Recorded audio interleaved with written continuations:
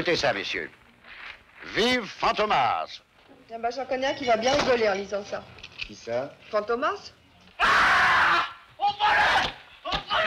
C'est Fantomas! Bonjour à tous et bienvenue sur la Caverne du Ciné, heureux de vous retrouver.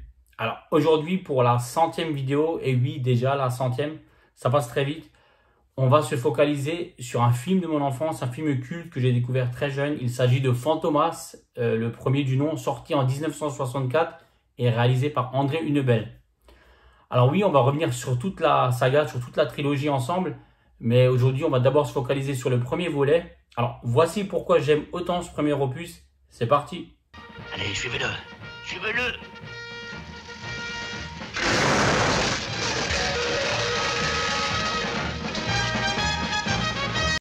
Alors petit pitch rapide. Un personnage mystérieux commet des vols et des crimes dans la capitale sous le nom de Fantomas. Le commissaire Juve et le journaliste Fandor enquêtent chacun à leur manière sur cette affaire. Ils ne croient pas à l'existence d'un tel malfaiteur. Mais ils se retrouvent confrontés à Fantomas, dont la méthode consiste à utiliser des masques pour commettre ses méfaits. Il prend ainsi diverses identités, dont celle de nos deux héros. Alors, Fantomas c'est quoi? Commençons d'abord par le début. Oui, on connaît tous Fantomas par le biais de ces trilogies des années 60. Mais Fantomas c'est tout d'abord un personnage littéraire créé en 1911 par Pierre Souvestre et Marcel Alain. La silhouette encagoulée du maître du crime devient une figure emblématique de la littérature populaire de la Belle Époque, à la suite de la diffusion des 32 romans des deux co-auteurs et de 5 adaptations cinématographiques réalisées par Louis Feuillade. Après le décès de Pierre Souvestre, la série est reprise en 1926 par le seul Marcel Alain, qui lui va écrire une dizaine de romans. En suivront de nouvelles adaptations cinématographiques durant les années 30 et 40. Puis des séries, des téléfilms ainsi que des BD. Mais ce qui nous intéresse surtout, c'est l'adaptation comique très libre de Jean Marais et Louis de Funès durant les années 60, avec ce Fantomas au masque bleuâtre qui a complètement éclipsé l'œuvre originale dans les mémoires collectives. Effectivement, le scénariste Jean Alain n'a fait que reprendre les personnages créés par les auteurs d'origine et passer à la postérité grâce au serial muet de Louis Feuillade dans les années 10, afin de profiter de l'engouement pour les aventures à la James Bond, le tout un peu saupoudré d'une bonne dose d'humour. En effet, ce qui plaisait en 1910 n'est plus d'actualité en 1960. Mais enfin, c'est surtout une adaptation très libre, extrêmement fantaisiste, tout à fait différent de ce qu'est en réalité le roman lui-même. Cette orientation a été renforcée par la présence d'André Hunebelle, un familier des films d'espionnage qui a notamment contribué à la série des OSS 117. Lui qui rêvait à l'époque de réaliser un James Bond a d'ailleurs approché un certain Sean Connery. Doté d'un budget confortable, ce Fantomas n'a certes pas de grand rapport avec l'œuvre originale de Souvestre et Alain, mais il demeure un très bon divertissement. Grâce à la participation explosive de Funès et au charisme indéniable de Jean Marais, le long métrage alterne les moments comiques avec des séquences d'action particulièrement efficaces. Même si le film n'a pas connu un succès critique auprès de la presse, il a rencontré son public et a connu un énorme succès avec plus de 4,5 millions d'entrées en salle. Thomas, un film explosif. Mais alors, croyez-moi, plaf! Là, ça va faire du bruit. Alors il faut bien avouer que la mise en scène d'André Hunebelle n'est pas flamboyante. Cela reste assez simple, mais il savait vraiment ce que le public voulait et il faut avouer qu'il a trouvé la bonne formule. Et en plus de ça, il savait vraiment très bien s'entourer. Parlons un peu de l'ambiance très marquée des années 60 que je retrouve toujours avec grand plaisir. Ce mélange de fantastique, de comédie, d'aventure et d'action est génial. Et ce côté James Bond que l'on ne peut pas nier, que ce soit au niveau des décors, lorsqu'on en voit le repère de Fantomas, c'est flagrant. Ainsi que les gadgets, le méchant qui veut contrôler le monde ou encore la multiplication des moyens de locomotion employés lors de la scène finale.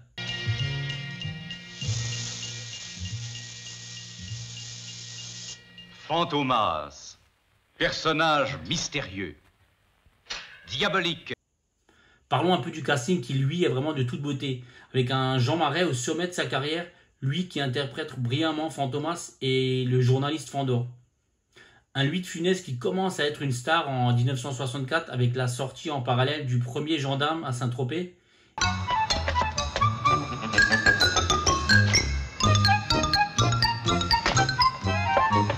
Et une magnifique Mylène de Mongeau qui amène une certaine douceur et la touche de féminité en plus. Un élixir du bonheur, ce qui fait que je nagerai sans arrêt dans le château fantastique avec des voiles, complètement béate parce que je ne sais plus où je suis. Ensuite, le duo que forme Louis de Funès avec son second, l'inspecteur Bertrand, son sous-fifre, son souffre-douleur, interprété par Jacques Dinam, est magistral. De Funès qui a multiplié par la suite ce genre de duo lors de ses différents films. Et puis le duo qu'il fait avec, alors je me souviens plus le nom du comédien, mais il y a une espèce de type à côté de lui qui est un peu benet, quoi. Et leur duo est super. Enfin, lui, il marche bien toujours. Chaque fois qu'il a un souffre-douleur aussi. Mais ouvrez! Mais qu'est-ce que ça veut dire? Oh! J'enfonce la porte. Sportif? Allez-y. Ensuite, parlons de Fantomas lui-même, le personnage iconique, qui est très mystérieux, voire même inquiétant. Avec son masque bleu et sa voix très grave, il a vraiment impressionné l'enfant que j'étais. 60 ans après, je le trouve toujours aussi charismatique. Et puis ce méchant, qu'est Fantomas, qui est quand même super inquiétant, avec son masque bleu.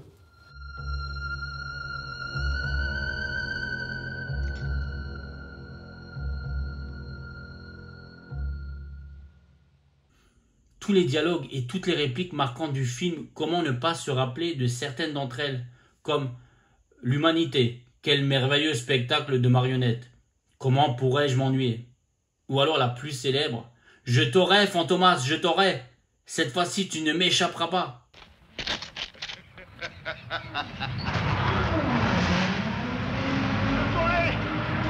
Je t'aurai. Ensuite, un petit mot sur la musique de Michel Maine, une musique mémorable et marquante qui vous reste à tout jamais dans la tête. Même la musique, le thème de...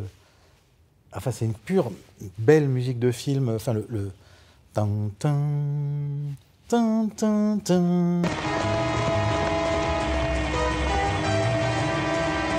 Ensuite, les décors construits qui sont de toute beauté pour une production française des années 60. Même les paysages des décors naturels sont splendides. Aujourd'hui, ce n'est plus un secret pour personne. L'entente entre Jean Marais et Louis de Funès n'était pas au beau fixe. Tout simplement car les deux acteurs n'étaient pas sur la même longueur d'onde en termes de rythme et de jeu d'acteur. Là où de Funès, il ne lui fallait qu'une seule prise, Jean Marais, lui, il lui en fallait plusieurs et surtout de Funès réinventait son personnage et ses dialogues à chaque nouvelle scène, ce qui agaçait fortement Jean Marais. Et n'oublions pas que c'est Jean Marais qui devait être l'acteur principal de ce film. Mais de Funès lui voilà la vedette, ce qui forcément n'est pas très bon pour l'ego.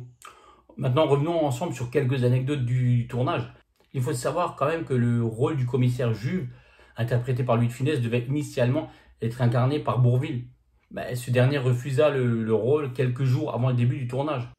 Le film fut un tel succès en URSS que les producteurs ont envisagé de tourner un 4e opus, Fantomas à Moscou.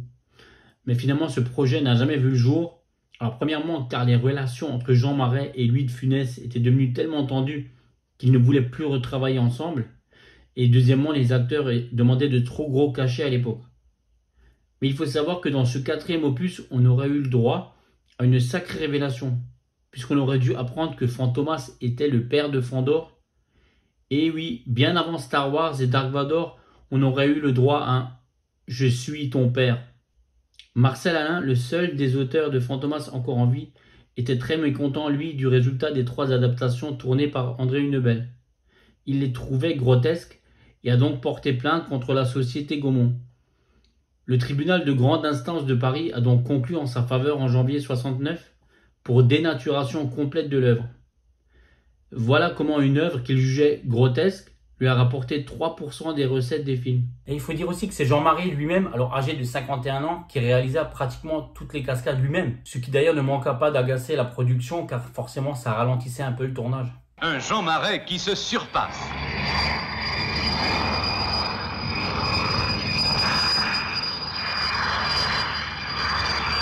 Louis de Funès se blessa lors de la scène où il est suspendu à une grue au-dessus de Paris. Même s'il n'était qu'à 1 mètre du sol, certains troncs nerveux étirés par cette longue suspension avaient provoqué une paralysie des muscles de l'épaule. L'acteur mettra plusieurs années pour recouvrer en partie ses capacités physiques. Le masque de Fantomas est une invention de Jean Marais lui-même. C'est lui qui a dessiné le masque bleu du personnage qu'il interprète. Jacques Dinam, qui interprète le rôle de l'inspecteur Michel Bertrand, était également connu pour ses nombreux travaux de doublage. Il était la voix française de Jerry Lewis, John Belushi ou encore Mickey dans Rocky 2 et 3. Petit mot également sur le célèbre cascadeur Rémi Julien qui a débuté sa carrière en 1964 dans Ce Fantomas, dans ce film où il double Jean Marais lors de la poursuite à moto. Le courage de nos deux héros, rivalisant d'audace. Il faut savoir que c'est le véritable joaillier cofondateur de Van Cleef & Arpels, Pierre Arpels, qui accueille Fantomas déguisé en Lord Shelton dans la scène d'ouverture. En 2002, un remake de Fantomas fut annoncé avec Jean Reno et José Garcia dans les rôles principaux. Le projet que devait réaliser Frédéric Forestier fut gardé en réserve par La Petite Reine, société de production de Thomas Langman. En 2009, le projet a été réactivé et c'est le réalisateur Christophe Gans qui avait été choisi. Vincent Cassel devait lui interpréter le rôle de Fantomas, mais finalement le projet ne verra jamais le jour. Après vous, commissaire. Le m'a monté d'abord. Vous m'aiderez.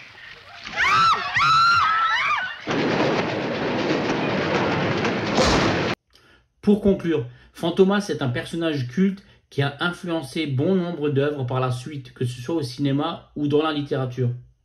Ce premier opus est une petite pépite, avec des acteurs au top et une production très ambitieuse qui a réussi son pari. C'est un film divertissant, mêlant action, aventure et comédie, avec un méchant très fascinant. Les prochaines semaines, je vais revenir en fait sur les 2 prochains opus. Surtout, n'hésitez pas à vous plonger dans cette magnifique trilogie. Et si vous n'avez jamais vu ce film, je peux que vous le conseiller. D'ailleurs, ne pensez pas que c'est trop vieux, car ça date de 1964. Vous savez, on savait faire de très très bons films à cette époque, et surtout en France.